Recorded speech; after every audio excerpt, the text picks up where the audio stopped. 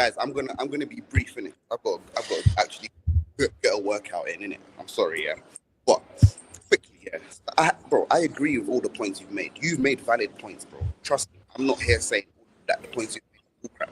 However, like, it's not the manager's fault at certain games that certain players lose concentration. How often do players lose concentration? The Sunderland game, we literally drew the game, or we dropped points in the last second of the game, bro, because of the defender. Like, that's not the manager's fault. You put on a defender to secure the win. So if it's Gabriel and Raya that make a random mistake, how is that the manager's fault? Every goal is a mistake. But it's a fact, though. And not every goal is a mistake, really. I mean it. I want to answer his question. Ledge, I want to answer that question. You just made a question, yeah? Because you're cutting up a little bit, so sometimes I can't hear you. You made the question, yeah? You just said, how is it the manager's fault against Sunderland when he bought a defender and he's trying to defend and it's individuals? Do you know why it was an issue? On that watch-along, yeah? I did a watch-along on Lee's channel for that game. You can go back to the watch-along if you want to. I said, for the last 10 minutes, I think we had like 10 minutes extra time. I said, for the last 10 minutes, he's allowing tactically, he's got us sitting back. I said, that's inviting pressure. Sometimes the best version of defense is attack. They were spamming crosses for the last 10 minutes. I said we have to hit them on the counter. They're pushing too many players forward, and we bury the game. Yeah, because they got nothing at the back. In the second half, we actually started dominating them in the second half. His approach to tell the players to sit back, allow crosses for 10 minutes, and you think they're not going to get something, that is a risk you didn't need to take. We've got a good enough defense. We've got a good enough midfield to defend and help that defense. We've got wingers that help that. You need to now spring a counter-attack to that, so they actually have something to think about. He did the coward thing. We're going to sit back and think that we can absorb 10 minutes of constant pressure. I was on that watch along and I said, Lee, we're going to concede. We're going to concede. We're going to concede. And what happened? We conceded. Why did I see that? Because I saw that we're not going to sustain that pressure consistently because we're inviting the pressure on. Hit them on the counter. We've got players, Martinelli, Ødegaard can play on the counter, Eze. You've got Gyökeres likes to play on the counter attack. You can't just sit back and defend. And this is my problem. It is on the manager. It's his tactics, it's his squad, and it's his in-game management. I'm sorry. We can't give him praise when he does well and not criticize when he doesn't. I'm all for giving him praise. Today, he did well. Yeah? It's not only on the players, but it's also on the manager. It works like that for losses as well. You can't avoid somebody of, it's Arteta's project, it's Arteta's team, it's the masterclass, and then when there's problems, it's got nothing. It's not on the manager. It is on the manager, because I've seen 6 years of this. I've seen the last 3 years, when he can go for the kill, he doesn't go for the kill. That's on you. You're making a defensive substitution when I'm saying that you're inviting more pressure. And then we're losing the midfield battle because you take a midfielder and you add a defender when they're already peppering us with crosses, chances, and you're sitting back for 10 minutes. That's on the manager. I'm sorry, you can't give someone praise without also having accountability. The world don't work like that. It don't work like that. I'm all for giving him praise because I've given him praise against Leeds today. I'm not against giving him praise. I'm giving him praise against the way we played against Bayern, the North London derby. But where in this world do you get praise and you don't get criticism, bro? It works both ways. It's called constructive criticism, bro. I say none. You know what? Ledge, let me ask you this question. Yeah, hang on. Let me ask you this question, right? What evidence have you seen this season that this manager, with this group of players, will take us over the line, i.e. win a league and/or Champions League, FA Cup and League Cup? Because we're still in all 4 competitions, right? What's the evidence? Okay, so in regards to the evidence, there is no evidence, bro. I'm just a fan. Do you understand? And that's what it is, bro. I'm just supporting the team as I go along and via what I can see. Personally, there's not much that we can change, bro. Man are going to complain online every day, every 2 days, every week. It don't make no fucking difference, bro. You can complain forever, man. But if you don't get behind the team, how do you expect them to believe themselves? If this is the consistent attitude online, imagine the players going. I mean, imagine match-going fans going to the stadium and then having this same attitude. Oh, because of one misplaced pass, bro. We've watched other teams like Liverpool and Man United compete in the past, but when their backs are behind the wall and that, or when their backs are to the wall, their fans are supporting them. It's like heavy. But with Arsenal, it's a, oh my days, everyone's scared, and I understand that. I'm not gonna get onto the fans for being scared because we won the title in 20 years and everyone's shook that we might make a mistake again. But my point is just going along and support, bro. We've lost 3 games out of the whole goddamn season. Bro. We're top in the Champions League and top in the Prem. I'm sorry, because we're not running away with the Premier League. Not all hell is gonna break loose, bro.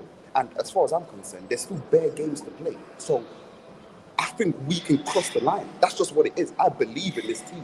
When it comes to recent seasons that just gone by, Arsenal didn't have the capable team to go past and win, in my personal opinion, because we didn't have the squad depth. But now we have the squad depth. Yeah, the squad depth isn't banging off. I can see that, bro. Everyone can see the squad depth isn't banging off. But that being said, we're still top. And on top of that, we break teams down. Like, we fully break teams down. It's difficult for teams to break us down. Yes, we drew better games last year. But, bro, like, that was last year. This is a different year. Last year, we didn't have the same squad that we have this year. So it's like, everyone loves this PTSD thing. Bro, I'm with the now. And as I can see right now, the team's performing. Yes, we had a bad patch over the last 3 games, 4 weeks, 5 weeks. If that's the worst patch of the season, let it be so, bro. Let it be so. But as far as I'm concerned, I believe this team can go. And that's what it is. There is no evidence. So that's the answer to your question. Yeah, but here's the thing. You have to give us something to be proud of. Give us something Let me just say this. Your blind loyalty has got you no trophies either. So as much as you can say, oh, you're criticizing, ultimately, when I keep calling things out, not because I want Arsenal to be successful, bro. I already put a video out. My granddad died. I wanted to celebrate the league with my granddad. He's died now. I said, what was my video? I beg Arsenal be successful. I beg you win this league title because I could use that.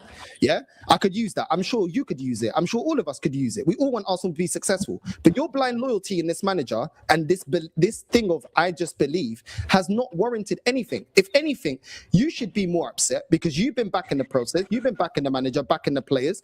And for 6 years so far, obviously this season ain't done yet. No, literally just heard me say. No, you just heard me say I didn't believe. You got nothing to show for that loyalty, bro. You ain't got nothing to show for that loyalty, bro. No. You literally just heard me say I didn't believe in the previous seasons because I didn't think we had the team to win. I said this season I think we have the team because of the squad depth. I literally said that, bro. We've been showing patterns every single time that we haven't got over the line in previous seasons, and we've also seen those same patterns this season. This manager has had everything at his disposal. £1 billion, one trophy in over 6 years. This is his 7th season, bro. If this was any other top side, he would have been out the door. No one can dispute that. Let me reply to this and go.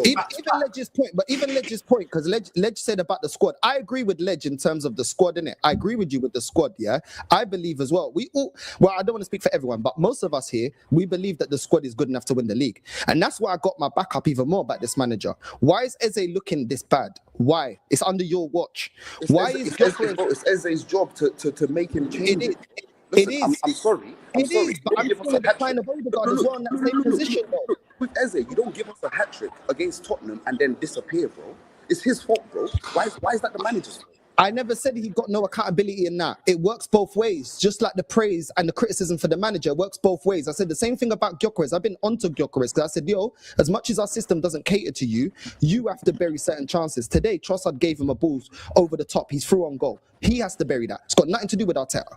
So it's about, I'm balanced with it because, there's certain tactical things, but you have to take your opportunities as well. Eze's been given opportunities, but he ain't capitalized on that. But you see where I got onto this manager? Why have I seen Saka declining under this manager? And why have I seen Ødegaard that plays in the same position as Eze? I've seen Eze now put in Ødegaard performances. That's on the manager to get the most out of the player as well. Eze has to wake up because he's not at Crystal Palace, at Arsenal. It's a two-way street. You can't bring in players that we know, that we like, and we know what they're capable of doing. And you as a manager that sets up the team and sets up the tactics, you are not also affiliating for them to actually get the most out of these players. It works both ways. So yes, Eze has to take accountability, but the manager, it's down to you also to get the most out of the players that you got, because like you and like me, we both agree this team is good enough to win the league. So it's down to you to also get that going. Because I've seen this manager cater for Havertz and cater for flipping Maduekes and all these players. Why can't you cater for Gyökeres? Remember, He's supposed to be the player, to be the missing piece, to get us over the line. So you have to adjust something to him, because at the end of the day, we bought him for the goals. That's what we bought him for. And what I'm saying, bro, lads, I'm sorry, but I have to go. But what I'm saying, big up North, big up the panel, innit? Like, we're top of the league, Champions League, top of the league, Premier League, innit? I'm out. Hey, we better win on Tuesday night, brother. That's all I'm saying. We are going to win, bro. We are going to win. That's what I'm saying. Get over the line, get past Chelsea, and then face Man City in the League Cup final and win it. Bigger.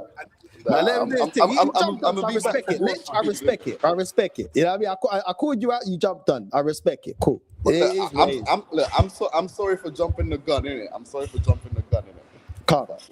Say nothing, guys. Have a good session at gym, bro. Love. Thank you. Love. Yo, half volley.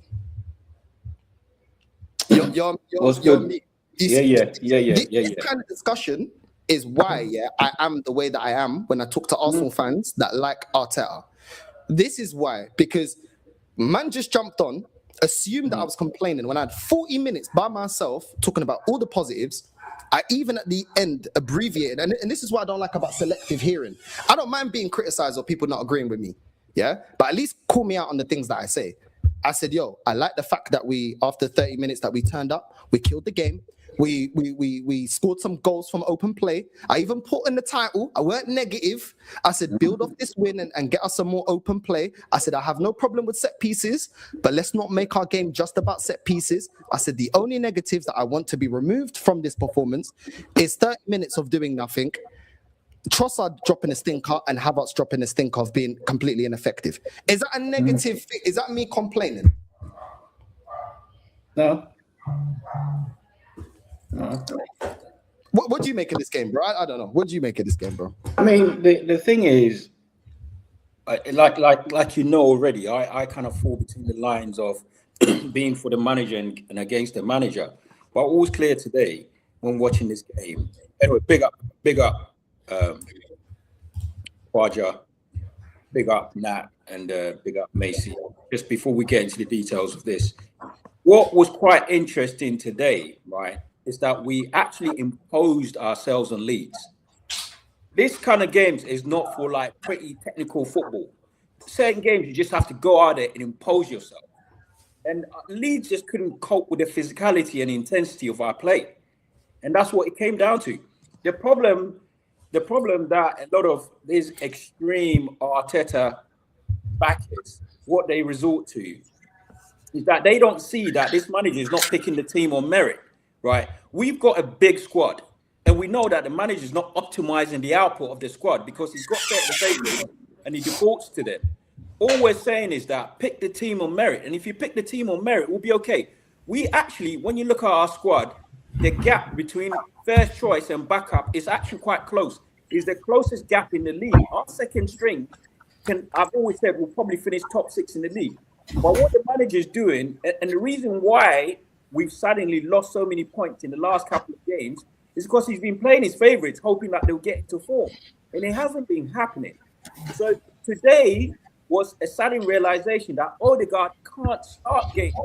Can't keep, like you said, North, and Nat has mentioned as well, if you're going to keep playing players into form, then grant players like Eze the same privilege. But he's not doing that. So today, I'm actually glad that even though Ødegaard came on, he also brought on Eze because these guys need game time to keep sharp, to keep fresh, right?